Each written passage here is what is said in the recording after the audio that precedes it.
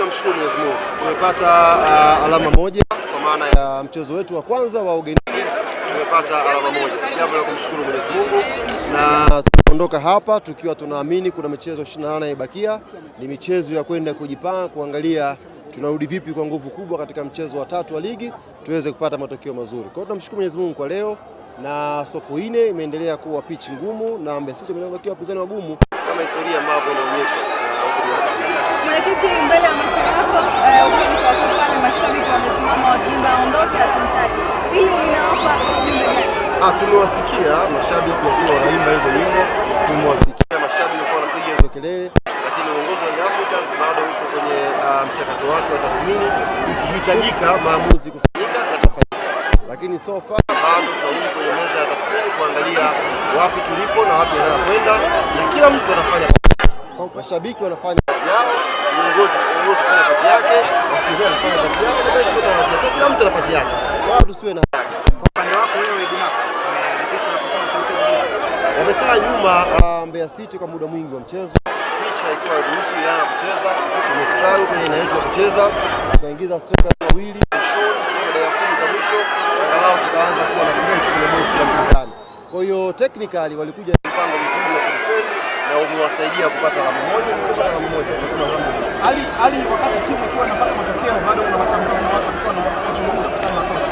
Leo badala ya wapiga ramli leo wanaweza kuwayumbisha kwa namna yoyote. Wapiga ramli achana nao. Sisi hata miaka ya nyuma tulianza ligi tukafunga Mbalali na IF. Kwa issue sio nyakati. Issue ni timu ilivyokuwa sasa hivi na matokeo tukojua atakuja tu. Yaani Yanga isingeweza kwenda isitoke sare wala isifungwe. Tulikuwa tunajua tu kuna siku itakuja mechi tutapata sare, kuna mechi itakuja Yanga itafunga. Lakini hiyo ndio mapema.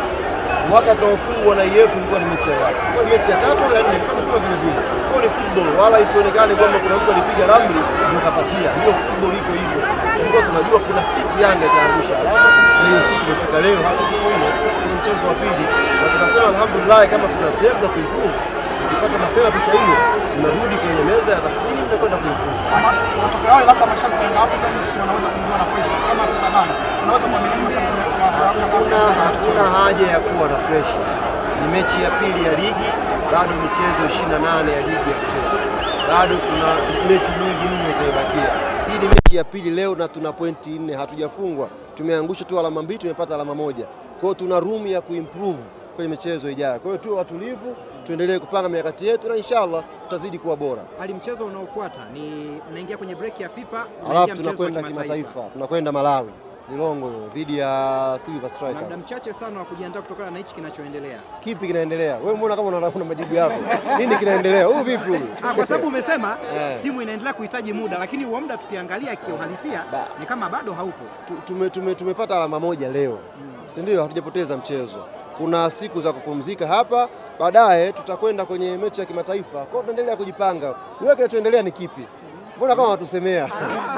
Mimi nawashukuru sana ndugu zanguni, na muwe na safari njema kurudi Dar.